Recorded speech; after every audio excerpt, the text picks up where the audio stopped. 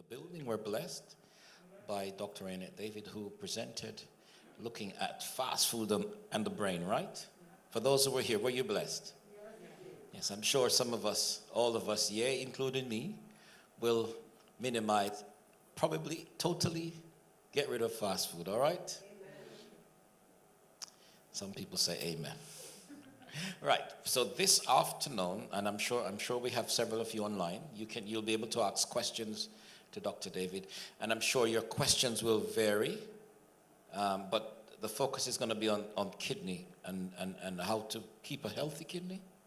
Right, and looking at some of the challenges that kidney will face. Apparently, kidney disease is on the rise, and many people, whether from whichever ethnic group, are actually affected, and especially people who drink alcohol, or people who smoke, or people who don't drink a lot of liquid, not sugar but water, crystal clear. No flavored water.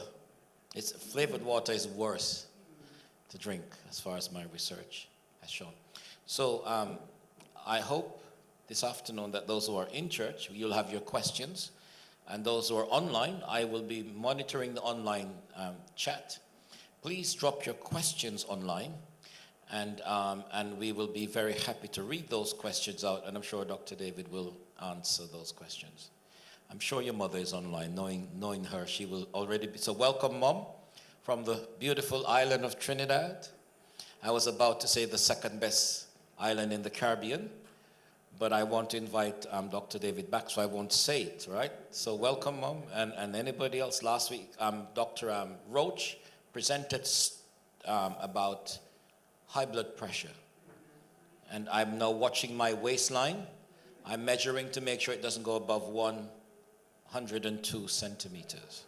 It's pretty close, so I know what I need to do. I'm going to need to do my 150 minutes of exercise minimum each week. Right, so today, welcome Dr. David, and we're listening out to hear what you have to say so that we can have healthy kidneys. Shall we have a prayer? Father, we thank you for today, and we ask that you will guide and direct us, and may your Spirit lead in this conversation as we talk about keeping ourselves healthy, particularly looking on our kidney. Bless us now, we pray, in Jesus' name. Amen. Dr. David, thank you. Thank you very much, Pastor, for having me. Thank you to all our members who are joining us in person. And to those online, welcome. Today we're going to talk a little bit about kidney disease. And as you can see, we will go through some of the basics related to kidneys. We will have, it's probably going to be more of a teaching session than anything. So, shall we see how this goes? Are you able to see the presentation also?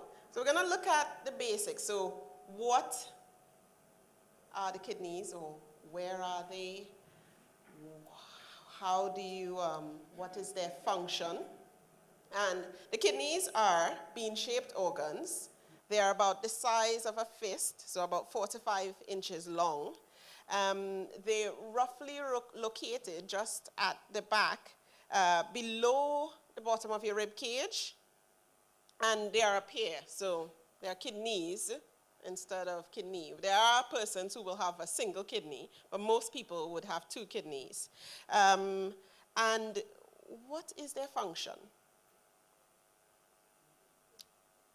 Filtration, right. So healthy kidneys aim to remove the extra water and waste. They help to control your blood pressure. They are important in keeping the chemicals in your body in balance.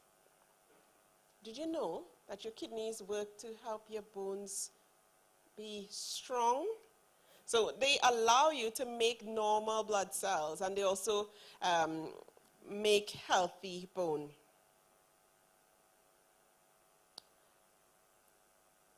So how exactly do your kidneys work?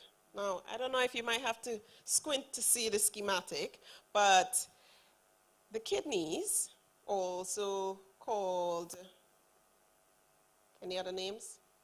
Or they are also referred to as the parts of the renal system. So there is a renal artery. So artery takes blood away from the heart, and a vein takes blood towards the heart. So the artery brings the blood away from the heart, and that's the blood that needs to be filtered.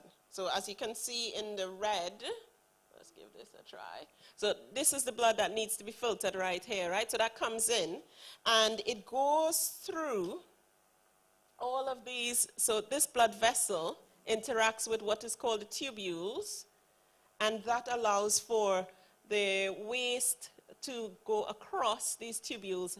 That's the filtration process itself.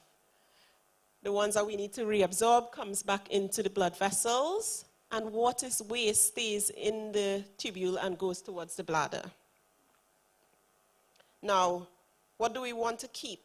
We want to keep water, we want to keep the essential salts, we want to keep glucose or sugars. They are reabsorbed into the blood. And the unwanted salts, the urea, the excess water, they can leave out as urine. So each day, the kidneys process about 190 liters of blood throughout these tubules. So 190 liters. How can they be processing that much if your body only has 5 liters of blood? It just means that it clears the blood multiple times. So about 40 times each day, it will circle through it. And additionally, that tubule extends, because there are multiple tubules and there are multiple loops, it runs for about 145 miles. Now I checked it, 145 miles is actually longer than here to Bristol. So can you imagine the extent of tubules that you have, like looped up within your body? And these are just mini filtration systems, and they are actually called nephrons, and they allow for the filtering of blood and the balancing of this fluid within the body.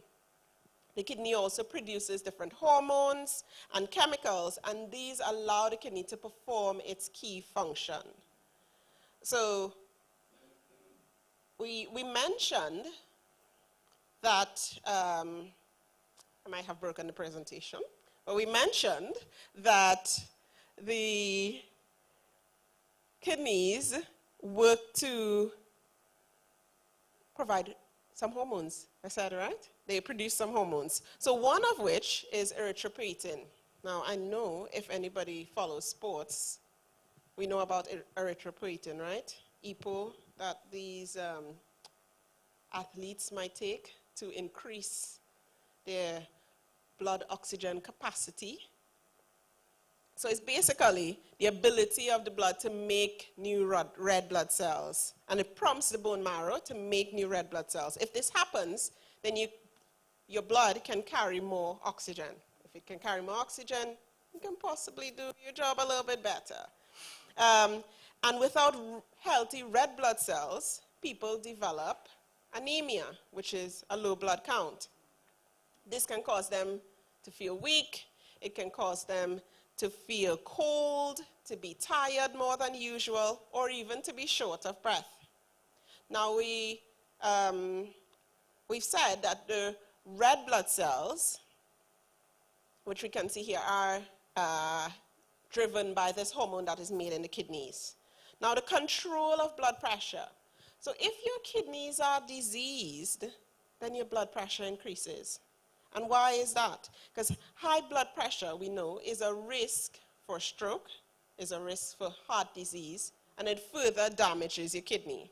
I always use the example, if you have a hose and you put one of these narrow nozzles on it and you spray it against the wall, the pressure that the water is coming out at, it will eventually erode the paint on the wall. So similarly, if the pressure in your blood, so your blood pressure is high, if you're constantly pounding your kidneys with that high blood pressure, it is going to eventually damage them. All right? And we said that the kidneys maintain a correct balance between certain salts, so calcium, which is necessary for bone formation, and phosphate within the blood. And these also are combined with vitamin D, which we get from, yes, from your sunlight. And where these are not made, there are problems with bone formation. So you understand now how the kidneys are involved in blood formation, in your maintenance of blood pressure, but also in the maintenance of healthy bones. So the question really is, why are we talking about kidney disease today? What do you think? It's really because of the prevalence of kidney disease. Now, throughout the world, if you are 65 or older, 1 in 5 males will have kidney disease, and that's chronic kidney disease, and 1 in 4 women. That is a high number, because probably in the UK, and even throughout the rest of the world, over time, the persons who have kidney disease are going to exceed the number of doctors who actually treat this kidney disease. So therefore, our job will be to prevent that from happening. And that's my job, that's your job, because you don't want to end up with kidney disease, and I don't want to end up with kidney disease. So if there are things that we can do to prevent this from happening, then we ought to do it now. And that's why we're talking about kidney disease today. So that translates into 14% of women. So that's 14 in every 100 women, less than 1 in every 4. So there are more than 4 women in here. So that means that there is a possibility that one, and this is us assuming the higher end of normal, one of us is going to end up with chronic kidney disease. So therefore, this is a talk you do want to hear, and you do want to pay attention to. So learning a little bit more, what is kidney disease? Because we say kidney disease, we say kidney failure, we say renal failure, we say acute, chronic. What are all of these things? Kidney disease will be a term that we use generally if there is any abnormality within the kidneys. And this is even if there is slight damage. So if there is slight damage within the kidney, it's kidney disease. If it is kidney disease that becomes chronic, meaning that it's not just due to a sudden event or a single event, and that disease does not resolve itself, it goes on for an extended period, then that is chronic kidney disease. Chronic kidney disease can lead to kidney failure. This means that the kidney is not now doing or completing the job that it should. Recent research has shown that 1 in 10 persons within the population may have a slight kidney disease. And there are more than 10 of us in here. So I'm just trying to show you that we always think about some of these diseases as somebody else will get it, or my neighbor has it, or the guy down the street, and it's never me. But in certain situations, that can very well be you. And that's why we have to do things deliberately to prevent that from happening. Now, kidney disease is much more common in the elderly population than in young persons. And most of the kidney disease doesn't actually cause symptoms, because we have 2 kidneys, and we actually only need to function a part of one. So how do we know that the kidney is abnormal? Might be detected on test, it might be symptoms, some of which we'll go through after. So then what is kidney failure?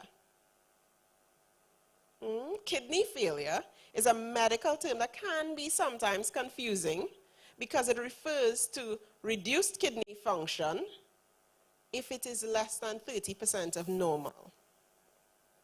Now, some persons with kidney failure might feel well, and in some cases, the kidney might still continue to work for a number of years. And that is without deteriorating to serious levels. Now, does all kidney disease lead to kidney failure? No. Because most people with kidney disease might just have a minor problem, and they never ever develop kidney failure. However, it is common for those with kidney disease to have high blood pressure and problems within the circulation.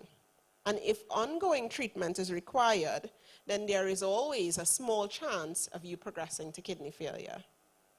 Now, can kidney disease be prevented? Can kidney failure, be prevented if you have kidney disease? And the answer is it depends on the type. So there are some types that will inadvertently always go towards kidney failure, and there are other types that might just have an abnormality or a small depletion in the function of the kidney. Does that make sense? Okay. So, what is acute renal failure? Because we said we're clarifying between kidney failure and renal failure. So kidney failure and renal failure is the same thing. All right? Acute means something that is sudden. So it just happened, or it happened recently, and so acute failure means that the kidneys have failed suddenly. This could be due to a toxin, which can be drugs, or a drug allergy, or a poison, or it can be due to severe blood loss in a case of trauma. And if this is treated, the kidney is able to recover its function. Now we understand how that is then different from chronic renal failure, which is a prolonged insult to the kidney. So it's not just a sudden onset or a one-time thing. This has been going on for an extended period now, and the damage to the kidney is irreversible. And as a result, the function of the kidney itself decreases, and you build up toxic substances within the body.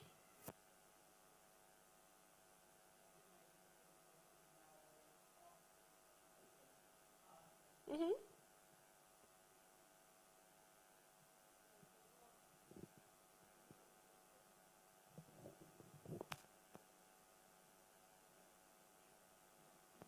Okay, thank you. So before you said that a person can carry on fine with part of one kidney. So is it below the 30%? Or so as long as we've got one kidney that's working above 30%, is that correct? Then we tend to be okay? So the 30% is related to failure in terms of if the kidney function decreases below 30% of what the total function should be, then it's considered kidney failure. So that can be acute or that can be chronic. Yes, you can function with part of one kidney, but it just depends on what the demands are for your body and what the symptoms are, what you present with overall. So it varies per person. I can't say you need 1%, you need 20%. You would love to have your full 100%. I think that's what we would like to keep on having. So, good question. Next question that we have is, how do I know if I have kidney failure? What might you see? So you might see changes in urination. So are you making more urine, as in lots more? Are you making less urine than usual? And this is not because you drank a liter of fluid. If you drank a liter of fluid or 2 liters of fluid, we do expect that you're going to create more urine or less urine, right? But if you are making much, much more urine, and you are still having your usual intake, that is what is concerning. Or if you feel pressure when you're urinating, there is changes to the color. So there might be some blood, or the urine is quite dark. Or if the urine is foamy or bubbly. Or if you have to get up at night multiple times to urinate. Then these are reasons for concern. Or if there's swelling of the hands, feet, ankle, face. Now we remember that the kidney acts as the filtration system. So it gets rid of the waste and it also gets rid of the excess fluid. So if you are retaining fluid, then the kidney's function of removing that fluid is not, the activity is not being done. And therefore this fluid may build up in your tissues. Are you fatigued or are you weak? Now, we also remember that a buildup of waste or a shortage of the red blood cells can cause anemia, so a low blood count. And these can cause problems when the kidneys begin to fail because it's not able to do the function that it should. And shortness of breath. Now, this can come when you have a buildup of fluid overall, and it sometimes can be confused with asthma or even heart failure because the fluid builds up in the lungs, and it's similar signs to what you would see in a patient who might have asthma. But you would have known, because there are other things that we mentioned. We did mention that the arms might become swollen, the legs might become swollen, there's changes in urination. So it's not one thing in isolation, it is a combination of all of these things. I think one question whilst you're going to that, because you talked about the constantly going to the toilet at night. Could not that be because of your, from a man's perspective, the prostate, rather than the kidney? Maybe the urethra is blocked because there's an enlargement of the, I don't know, I'm just asking that question. Yes, so if a man has an enlarged prostate, so the prostate sits just at the base of the bladder, and the urethra is a tube that allows the urine to come out, right? So if he has an enlarged prostate, then he should have, most men have difficulty initiating a stream, difficulty starting the urine. So they go to the bathroom, they stand there for a little bit before the urine actually comes, and then it will come out, and then it dribbles at the end. So they're finished, but they're not yet finished. And because of that, that feeling of incomplete emptying of the bladder, that might prompt you to go to the bathroom multiple times. But if you go to the bathroom multiple times and you are completely emptying your bladder, then that's another reason for concern. So you would have, as a man, probably been screened for prostate disease or investigated for prostate disease. And if this happens in addition to that, then you might be concerned. Also, diabetes is one condition that allows you to have more frequent nighttime urination. So in these patients, they are also higher risk of developing kidney disease. So that's something that needs to keep an eye, that we need to keep an eye on or mention to your physician. So, did you have a question?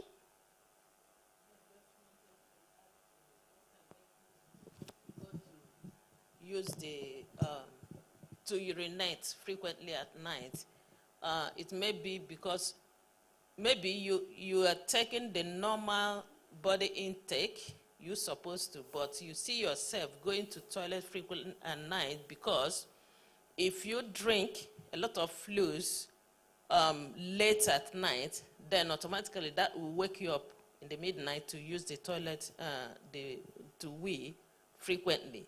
So that, for example, if you are taking your 1.5 liters to 1.2 to 1.5 liters, you try and take it before it is late at night so that you will not have problem waking up in the middle of the night to wee. Yeah, that's a good point. So if you are having your intake and it's going to go late into the evening, I think we expect that you will have to go to the bathroom overnight. Yeah. So that is a valid point because, you know, sometimes we don't even think about it. We say, oh yes, drink your 2 liters of water, drink your 1.5 liters of water, and you decide when I get home in the afternoon after work, then I'm going to have my 1.5 liters of water. Well, expect that you will stay up all night going to the bathroom. That's right. So, yes, yes sister? Yes. If you are on diuretics. If you are? On diuretics, you know. Diuretics. And you maybe don't take it early in the morning, maybe 6 o'clock, 7 o'clock in the morning, and you leave it and take it later during the day, I find that you can get up more than once or twice at night to go to urinate. That is true. Now, clearly, we have some kidney experts here too, because these people are reminding me of the important points. Because what the sister is saying is that if you are on medication that increases your urine output, and you take it later in the afternoon, then it is expected that you will go to the bathroom multiple times overnight. So there are caveats to the nighttime urination. So, do I have renal failure? Well, let's look at some of the things that might happen. Does the waste that builds up in your body, does it cause you to have bad breath or changes in your taste or even an aversion to protein foods like meat or other high protein meals? And does it smell like ammonia on your breath? So that's a reason for concern if it does. Do you have back pain? As in, not mid-back pain along the flank, so your sides, your love handles, the ones that we are shifting, slimming down? Yeah. Because we know that the kidneys are located at the back, but not in the midline, because you expect that the spine is going to be coming down in the midline. Do you have itching? Is there any changes in your skin color? Do you have a loss of appetite, excess vomiting or nausea? Or if you are diabetic, are you having more episodes where your blood sugar is lower than usual? Then these are reasons for concern. Now, I'm not saying if you have any one of these that you have renal failure. Understand that this must be seen in combination with the test that we will do. Or it might just alert you to thinking, maybe something isn't that right with my kidneys and I should get them checked. So how can you find out whether you have kidney disease? Now, you could see that I'm using kidney disease and renal failure interchangeably, but we do know better because we know that failure, disease is reversible. Most diseases are reversible. And when the disease is not reversible, then it leads to failure. We clarify that, right? Okay. And we said failure can be, there are two types. This is going to be a test afterwards, you know, just for those of us who are paying attention. There are two types of failure. Remember anybody? Acute and chronic? Right, acute and chronic. Acute means sudden, immediate. And is acute reversible? Most times, yes. And chronic failure, how do we qualify that? How would you describe that? Yes, so it's been building up over time, all right? And in most cases, it is irreversible disease. Okay, we have some people paying attention. All right. Here's a question, Doc, just online. I have pernicious anemia, I think. Sorry, I'm a pastor, not a doctor. Being treated with B12. How does this type of anemia affect the kidneys? The kidney. So that's a good question. So pernicious anemia will be due to a low level of B12. And usually, if you are treated, then if you do not have kidney disease, then it does not affect the kidneys itself. So the kidney function related to anemia is due to the provision of erythropoietin, which is the hormone that is required to make red blood cells. So if it's the other way around, that your red blood cell is not being made because you don't have vitamin B12, then it's unlikely to affect the kidney unless you have chronic anemia, the kidney is not getting sufficient oxygen, and then you have an acute kidney infarction or a heart attack resulting in another organ disease. So it's not necessarily anemia causing kidney disease. So if you have pernicious anemia, you should be all right unless you have new signs of kidney disease from another reason. So how can you find out if you have kidney disease? You can do lab tests if you have symptoms, the ones that we described earlier. These lab tests are going to tell us how the kidney is functioning. It also gives us an idea of, you'll see those words up there, the creatinine or the urea levels, so the levels of waste. And it also tells us about protein in your urine. So you shouldn't have protein in your urine, you shouldn't have glucose in your urine. If that's the case, then it usually tells us that the kidney is not doing the job that it should. And diabetics are the ones who have protein in their urine. And sometimes, because it's such a little bit of protein, we don't realize it over time. So you have to check the microprotein levels, okay? Or microalbumin levels. And this should be a yearly test that's done.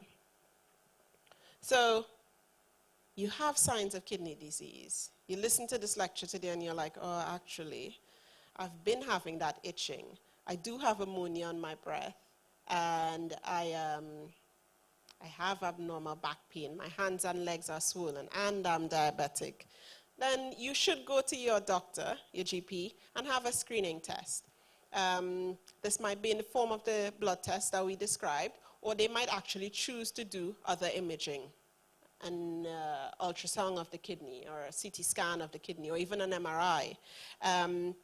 And if it is that you do have signs to suggest that there's kidney disease, then you need to be referred to a nephrologist, who is a kidney specialist doctor. Yes, sir?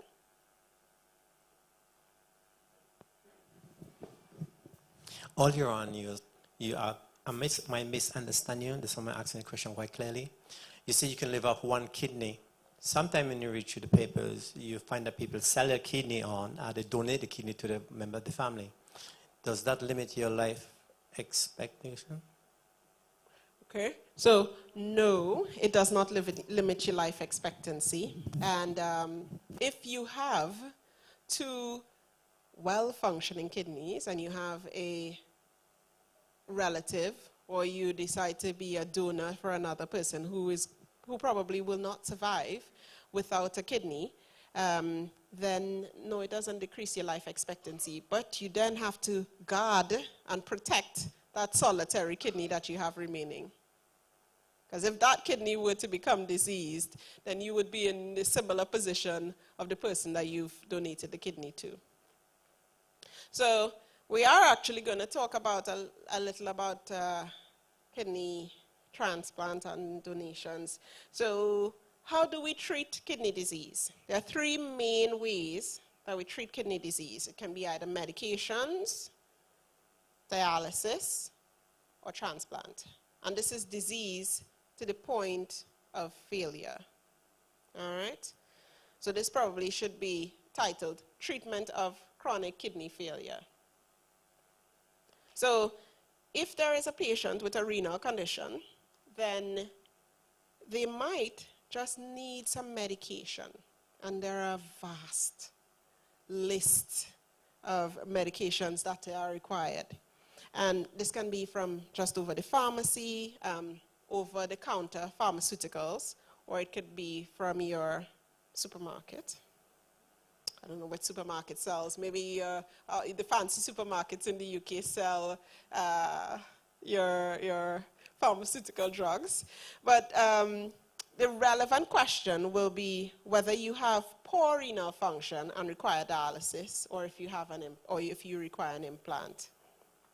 Now, when we say medications, we mean tablets, capsules, liquids, creams, anything that the doctor prescribes for you. You may also need to get on some blood thinners or some other medications that are harmful to the kidney, so that they'll say stay away from those medications. All right, so because if you have, say, chronic renal failure, and your kidneys have deteriorated to the point where you will need dialysis, then it is wise to preserve that remaining kidney function as long as possible. So there are some medications that are necessary to help the kidney stave off worsening function, and then there are others that you ought to avoid. Yes? Do we understand? Okay. So, what is hemodialysis? Do we know anything about dialysis? So you need dialysis, not you, but the person who's developed kidney disease. And this is because they've suffered from kidney failure. Your kidneys have stopped working or almost stopped working. And the kidneys, remember, are the body's filtration system. So if kidney failure is untreated, especially chronic kidney failure, remains untreated, it will be fatal. But modern medicine allows us to perform the function of the kidney outside of the body. Do we understand that? And that's what hemodialysis is.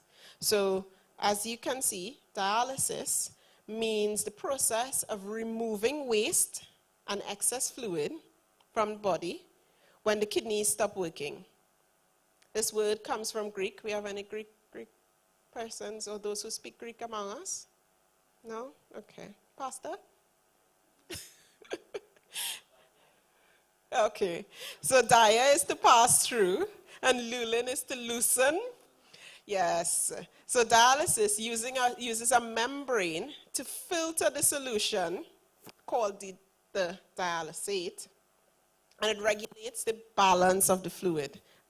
So it keeps the salts, the minerals, the things that we want to keep within our bloodstream, and then it gives back the waste substances. Now, this membrane can be man-made, as in the hemodialysis in this picture that we see, or it can be peritoneal dialysis, and we have a picture of that one up. So if you have a look, this woman is undergoing dialysis. So she has one tube that goes out. It goes through a pump. That's the blood that's going out.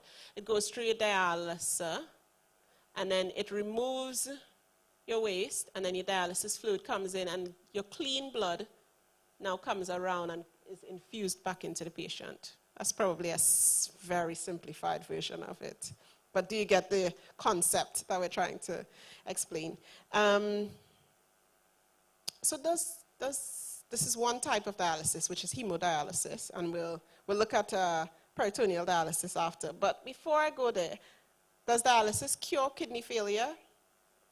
No, because dialysis takes over the role of the kidneys, but it doesn't cure your kidney failure.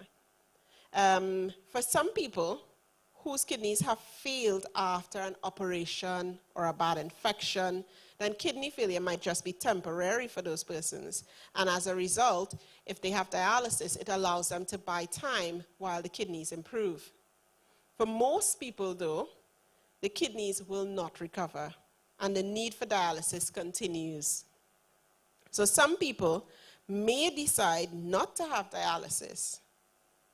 And if you do that with renal failure, then do we understand what happens?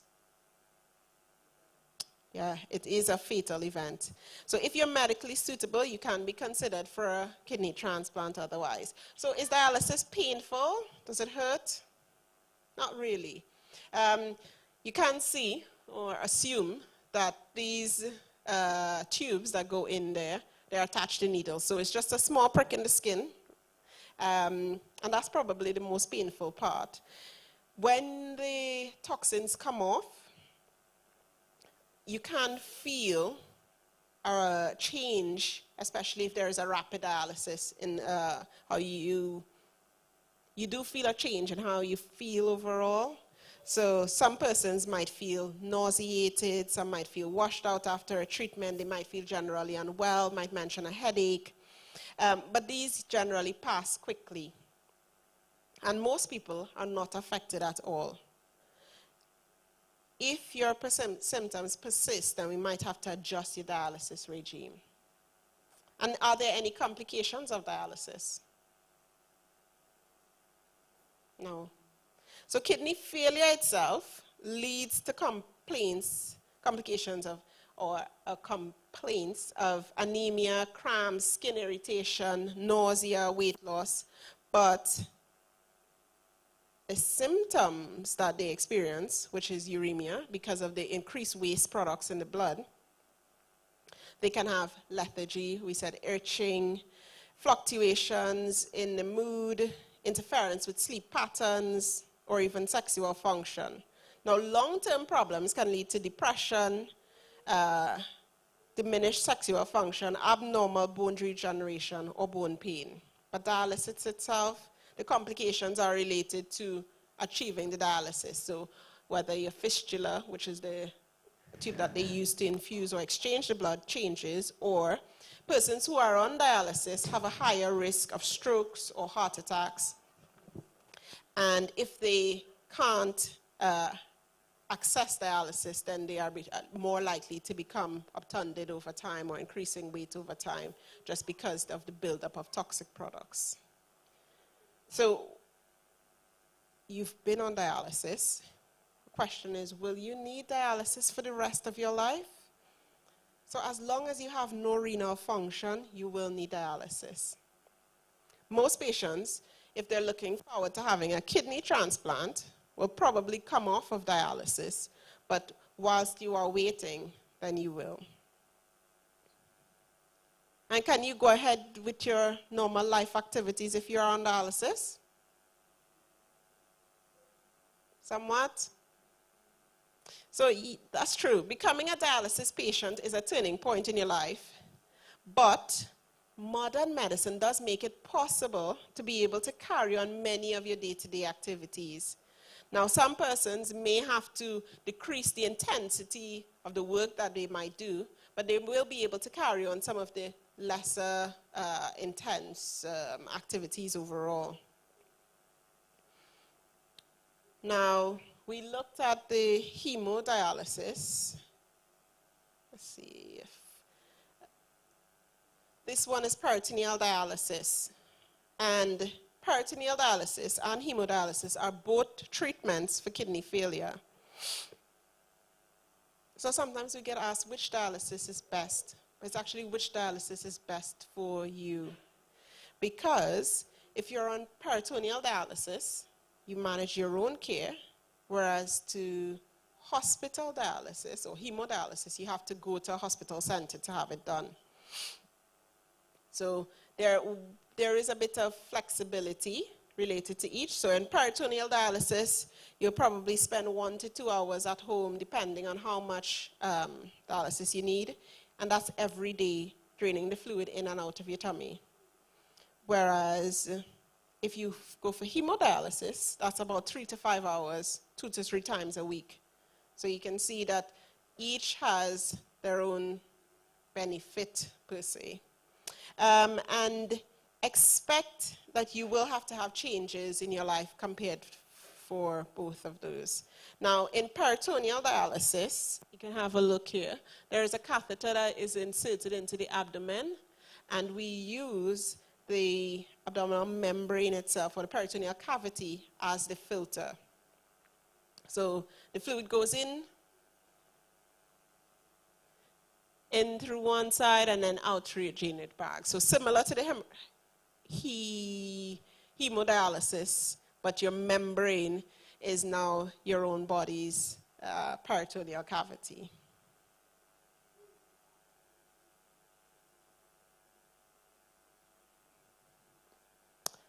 And finally, what was the third option in terms of treatment? Do we remember? So medications, dialysis, of which we said can be hemodialysis or peritoneal dialysis. And the last option, transplant. Yes, somebody was paying attention. So a kidney transplant is the best treatment for kidney failure. And it's been performed for multiple years. Over 50 years it's been performed. I think it was something like 1954 or something like that is when the first kidney transplant was done. Now, kidney transplants are not perfect. It's not 100% successful. And they might fail. And there are side effects. And not everyone who has kidney failure is suitable for a kidney transplant. Because of the type of kidney disease, the age of the patient, and while age is not so much a factor, it has to do with the comorbidities, so the other medical problems that this patient might have, and the suitability of the patient to undergo the surgery. So while you might have kidney failure, so John has kidney failure, but John is 65 and John is unsuitable for surgery. So John cannot go to sleep to have a surgery, then he won't be a candidate for a kidney transplant. John could be 20. So age is not so much the deciding factor, it's more so suitability for the surgical procedure, the comorbidities, and whether you are a candidate in terms of are you then going to be able to tolerate the medication, because you have to be on immunosuppressant medication for the rest of your life. Hopefully by that time, medicine has evolved and it doesn't be it changes from the rest of your life. But you will have to be on immunosuppressant medication for a long time. So is your body able to tolerate it? Those are the main concerns. So for the right patient, a transplant is the best treatment for end-stage renal failure.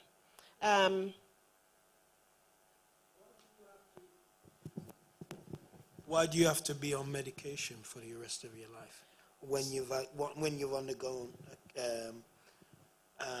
If I'm going to say, in the case of this transplant and everything is nearly 100% good, why would you have to be on medication? So our bodies are so ingeniously designed that things that do not belong are ejected. So when you have a foreign body, like a cold, a virus, a bacteria, then your body attacks it. Similarly, that kidney does not belong to you, per se. You've been gifted it, yes, but it didn't originally come from you. And therefore, your body recognizes it as foreign, and it attacks it. And in those cases, we have to prevent the body from doing that. So your body needs to think, this is not foreign, so therefore I ought not to attack it. And I want to preserve it. And that's why you need to be on the medication. So there are three main types of, or sources of kidney transplant.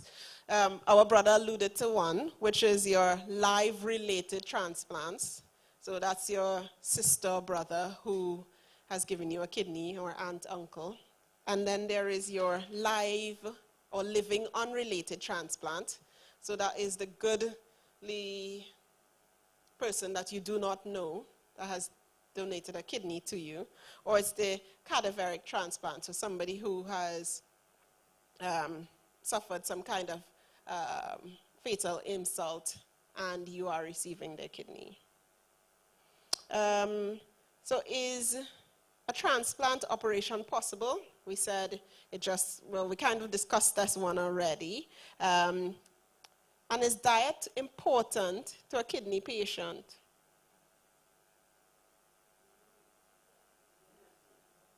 Yes, it is, because malnutrition is actually a real problem for patients on dialysis, for both peritoneal and hemodialysis. And high protein intakes are recommended, but you have to restrict your potassium intake. And some patients if they are in end stage even, might have to restrict their protein intake. It just depends on where you are on that chronic renal failure scale. Salt intake is another one that might need to be restricted. But most transplant patients actually don't have dietary restrictions. Can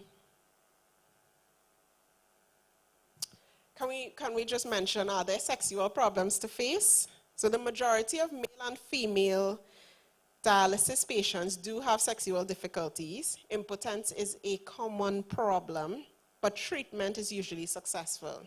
And kidney failure affects the menstrual cycle, and pregnancy is less likely to occur, but contraception is still needed. So it's not that you are immaculate just because you have kidney disease. You can still get pregnant. If a woman with kidney failure gets pregnant, there are risks that both the mom and the baby can incur. And a successful pregnancy is sometimes possible. So if a woman with kidney failure wants to get pregnant, then this should be done early on, in early stages of kidney disease.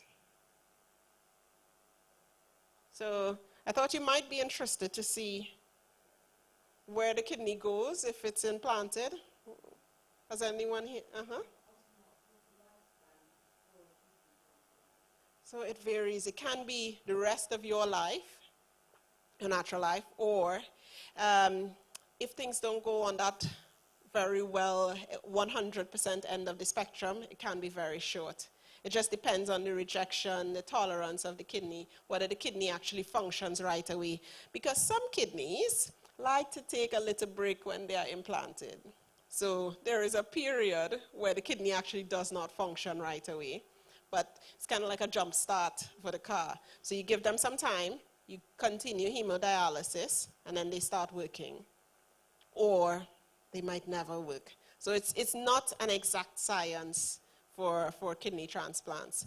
But when they do work, they work so well that it overrides all of the shadow of doubt related to not having a transplant.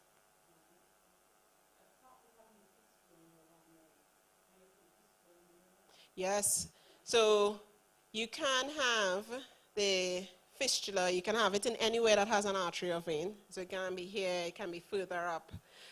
We generally prefer the arm overall.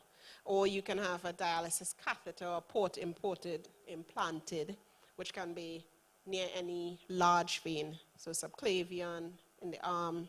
Some people can do it in the leg also, in the groin, especially so if it's like an emergency procedure and you don't have time to form a fistula, because a fistula takes time to mature, and there are weeks when you can't use the fistula. So during that time, you will have to have an emergency implantation of just a catheter. Yes, sir? I just want, it was a silly question, but I just want explanation. Yeah. Now, I understand the kidney is like a strainer. That strain, it is. So therefore, the blood that goes through the kidney is infected, isn't it, from a human intake? So because if the blood is the kidneys used as a strainer that strain the blood that goes through the body, right, the blood must be infected as it makes its journey through the circle of the body. No. So the blood is not infected, but the blood picks up waste products as it goes along the body. All right? So the waste products that it picks up, we get rid of the waste products in the kidney, but we keep the ones that we want to keep. So we keep the sodium, we keep the potassium, we keep the glucose. But all of that is filtered. And we keep the stuff that is actually helpful and necessary. And the waste products, the toxins, those are the ones that we need to excrete. Get rid of waste monthly. Does that have anything to do with the kidney functioning? No, so that's slightly different. So the menstrual cycle that women have is limited to within the uterus. So within the uterus, every month, an egg is released, And that egg, if it's not fertilized by a sperm, has to be discarded. Now, not only the egg that is discarded, but the lining of the uterus is built up. So it's a nice fluffy cushion like the one that you have in this church. That's what happens in the lining of the uterus. So it builds up just in case the egg is fertilized so that the egg has a place to implant. Now, when that lining and the egg is not fertilized, then the woman sheds the lining with the egg, and that is a monthly cycle. Thank God we are women also. One question, Doc. Well, thank God he's garnered anyway, but 1 second. You wanted to ask a question? Okay. Excuse me, I don't know if you talk about kidney stone already, because they come in a little late, because I just want to ask the question, if somebody have like maybe several kidney stone, but they have like a large one, rest on the kidney, which the doctor says that like they can't pass out. So what's, the advice should I tell that person, and how dangerous is it? So a kidney stone is, actually, let's go to this picture that will help us. So on this picture, these are actually arteries and veins that are shown.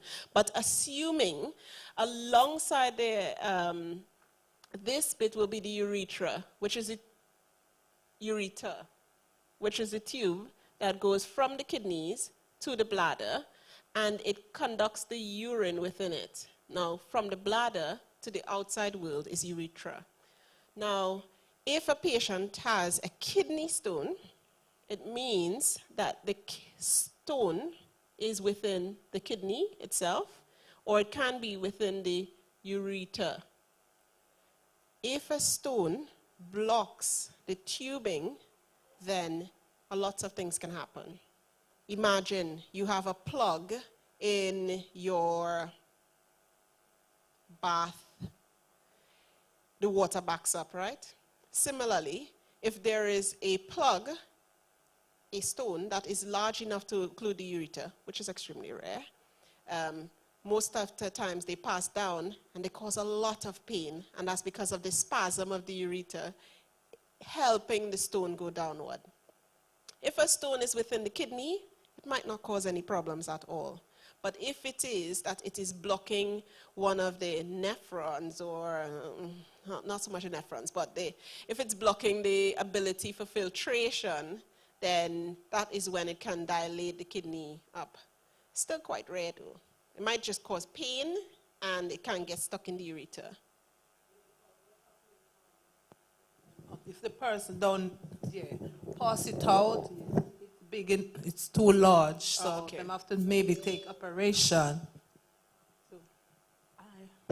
to get it out. So. Yes. So there are electrical impulses, and I'm trying to remember the exact term for it, that can be used to break up the stones. Okay. There are some medications that we tell you that you can use, but there are also some dietary restrictions to prevent the buildup of the stones. If the kidney stone is that large that it cannot pass through the ureter, then, and if it is causing problems, as in causing a blockage, then it may be necessary to have the stone removed, and that can be via surgical procedure. So question, what creates the stone in the first place? Because so that, I know people, they call it Staffordshire water, whatever they call it back in the West Indies, right? So what can I do, or what can anybody do to actually avoid that or minimize it in the first place? Kidney stones can be formed from a variety of reasons.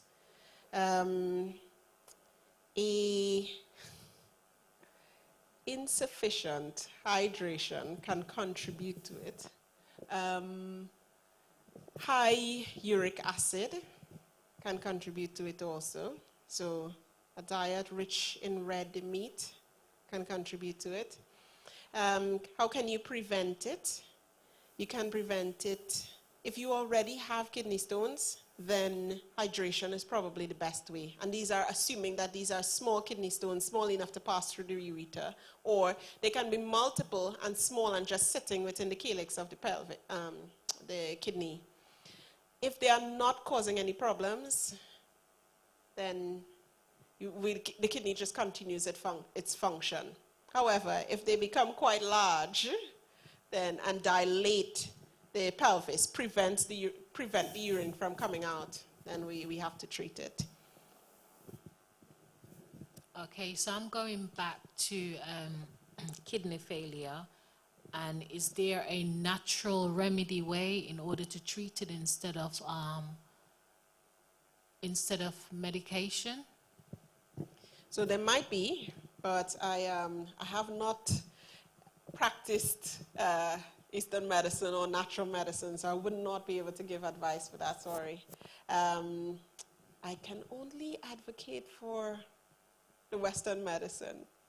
So I can only advocate for medications, dialysis, or transplant. But I think what we would want to do is to prevent the disease before it progresses to kidney failure. So those things that we can talk about. I think I have a slide on that next.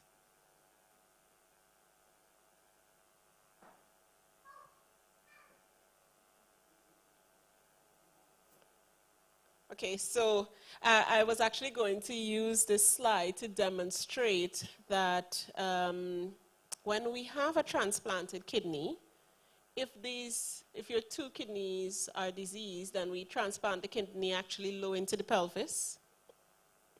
If the kidney transplant is required as a result of infection or a severe infection, or if you have what is considered to be polycystic kidneys, so the kidneys get very large and quite cystic, then it may be necessary to remove one kidney prior to the transplant, and that's generally not done at the same setting.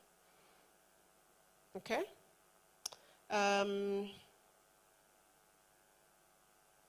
So we'll go to complications first, and then we'll see what we can do. So the complications related to kidney disease is mainly related to high blood pressure, because we remember how the kidney works to maintain the blood pressure. It might be necessary to lower your cholesterol. And one natural way that I do know to do that, because my dad does it all the time, is he swears by oats, whether it's boiled, fried, but boiled in milk in his cereal in the morning or cooked over time, but oats is kind of a very good way of reducing cholesterol. You might need to treat your anemia. So if your kidneys are not functioning well, remember we don't produce enough erythropoietin, and therefore you are not able to make sufficient red blood cells. You might need your diuretics. So in this case, it's not to control your high blood pressure. It is in addition to controlling your high blood pressure to get rid of the excess fluid. You might need some medication to protect your bones. And you might need a lower protein diet to minimize the waste products overall. But what can we do before that happens? Now, this is pretty tiny, but you can monitor your blood pressure. And I think Dr. Roach talked about it last week, and we talked about it last time I was here. But making sure that you check your blood pressure often, making sure that your blood pressure is within normal range is extremely important. Keep fit and active. Exercising, that helps prevent kidney disease. Don't smoke. Don't do that. Smoking is not good for you. Eat healthily and keep your weight in check. This can prevent diabetes. It will prevent heart disease. and other conditions associated with kidney disease. And go for your annual checkup.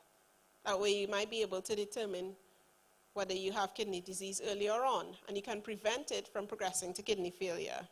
And keep well hydrated. So, how many liters, sister, you want them to drink long before they go to bed?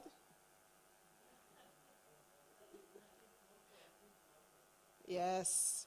And for those big, strong, healthy men, we want them to take it up to at least 2 liters as they can, or if they can. And that helps the kidneys to clear the sodium, urea, any toxins from the body, which can significantly lower your risk of developing kidney disease. And that's because this text here says, we want to be in good health and prosper even as our soul prospereth. So, do we have any other questions?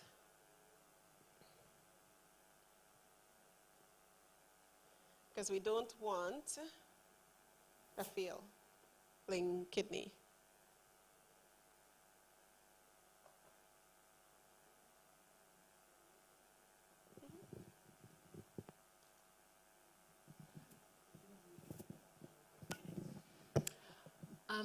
Back to in regarding the kidneys, you know, normally if you have a kidney failure and you get blood transfusion, is it advisable to get a blood transfusion and then be moved at the same time to travel to actually go on dialysis? I would think that the center that provides the blood transfusion, are you saying that the blood transfusion and the dialysis is not available at the same center? This is a question of something that took place because this is what happened, as you know, in the Caribbean. Well, to do with my dad, he was giving blood transfusion, and then from blood transfusion, within half an hour or less, was transported, which I thought common sense would say in the medical field that you can be given the transfusion while having dialysis done at the same center. Is that not correct? Yeah, you can have a blood transfusion Okay. at the dialysis center. It would be determined by the dialysis center whether how the interval between which this would happen. But dialysis center is in many centers, in many countries, are able to administer blood also. Yes, which is the normal standard procedure I'm aware of. So I don't really understand in the hospital setting, why would you give a patient blood transfusion and then transport them out? I'm going to assume that the restrictions within the healthcare system at that particular center, they were not able to administer the dialysis, and that's why. If it were that they went, that he was transported with a trained professional who would have been observing him for that 2-hour, 4-hour procedure afterward, then that might be acceptable. But ideally, they should be administered in the same center if possible. I mean, just to limit the movement of the patient itself.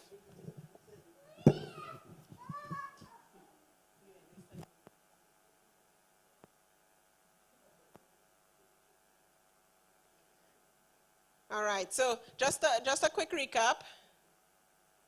How many kidneys do we have? 2. Where are they located? Yes, so just in the lower back, just under the ribs. And can I have some of the functions of the kidney? Filtration, removal of waste.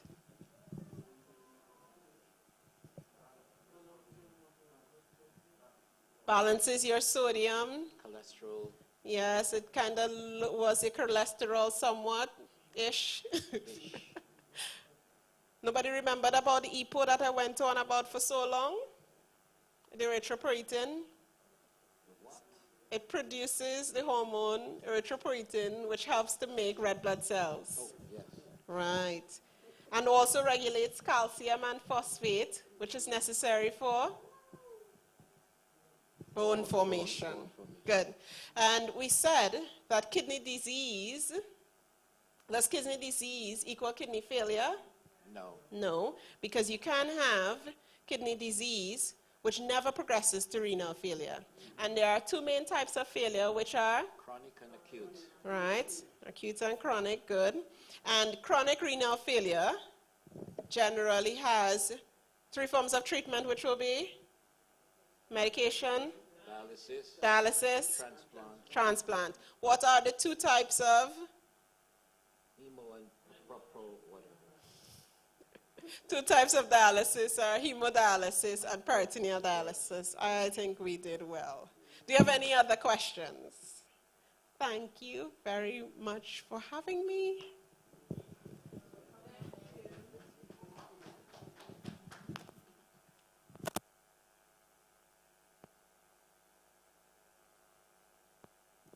Mic check. I'm sure we were blessed. Now we have doctors in the house. Everybody was answering the question, so I keep away from these medical terminologies. Nephron and what? I don't even know what a nephron is, but anyway.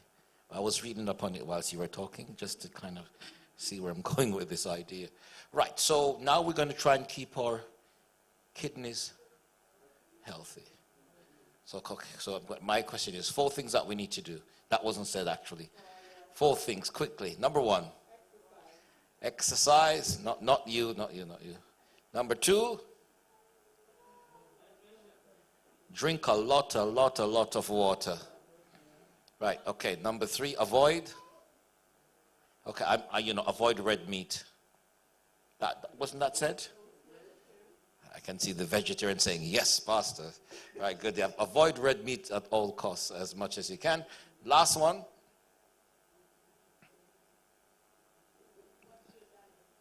Watch your diet, right? Okay, right. Okay, good. So last week we did blood pressure, about how to maintain. This week we're talking about your kidney. I'm going to try and get somebody to present for us Sabbath coming. I don't have somebody as yet. But on the 26th, we're going to have somebody presenting on the myths surrounding cancer and how to minimize your risk in getting cancer. Is that okay? All right. So for the afternoon for this month, we're looking at our health.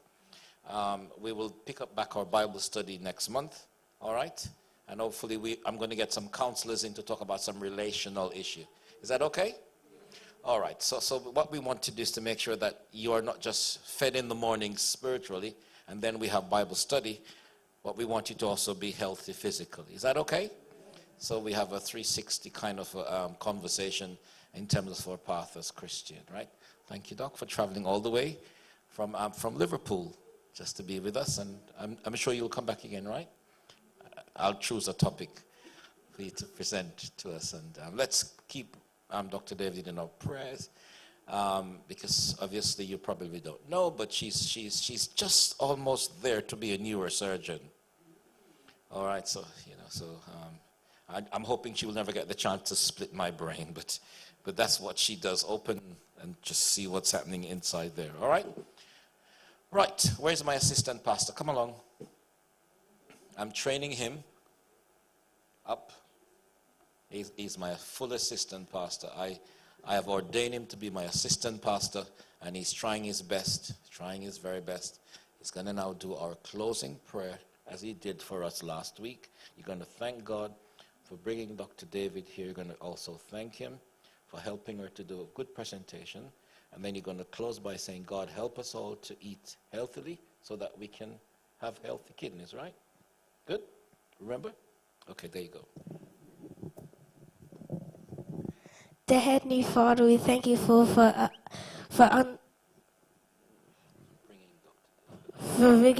bringing up Dr. David, for coming here and preaching very well, and thank you for coming here and listening when she's preaching very well, and thank you for the people for listening when she's talking. In Jesus' precious name, amen. Well done, Assistant Pastor Jordan White. All right, local assistant pastor. Right, okay. So God bless you. And don't forget, we're going to be having a business meeting also on the 26th. On the 26th, board meeting next week, Sunday. And then we'll have a business meeting just to pass the budget and any question that you want to ask the pastor. Notice I said any question. I didn't say you'll be getting all your answers. Some of the questions we can't answer. All right? Right. Thanks for coming, and God bless you, and have a fantastic afternoon.